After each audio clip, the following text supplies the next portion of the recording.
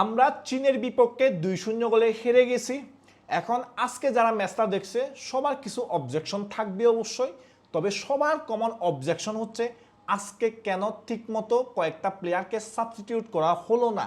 যারা আজকের ম্যাচে বলতে গেলে বিলো এভারেজ পারফরমেন্স দিছে, তো ওদেরকে সাবস্টিটিউট কেন করা হলো না এবং ওই জায়গায় কেন মিডফিল্ডে স্বপ্না রানীর মতো একজন ক্লাসিক মিডফিল্ডার এবং এক্সপিরিয়েন্স মিডফিল্ডারকে চান্স দেয়া হলো না বা ম্যাচ টাইম দেয়া হলো না।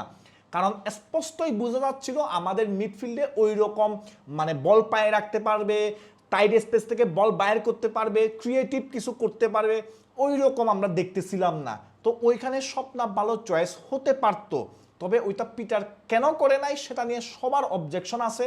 তবে 2 গোলে আমরা আজকে ম্যাচটা হারলেও আজকের ম্যাচটা আমাদের জন্য পজিটিভ রেজাল্ট এবং আজকের ম্যাচে আমরা বলতে গেলে ভালোই করছি। কারণ চীনের এগেনস্টে 2 গোলে হারা আসলে এটা মানে নর্মাল কোনো বিষয় না, এবং 2টা গোলও আমরা একটু বাজে গোল কনসিড করছি বলা যায়।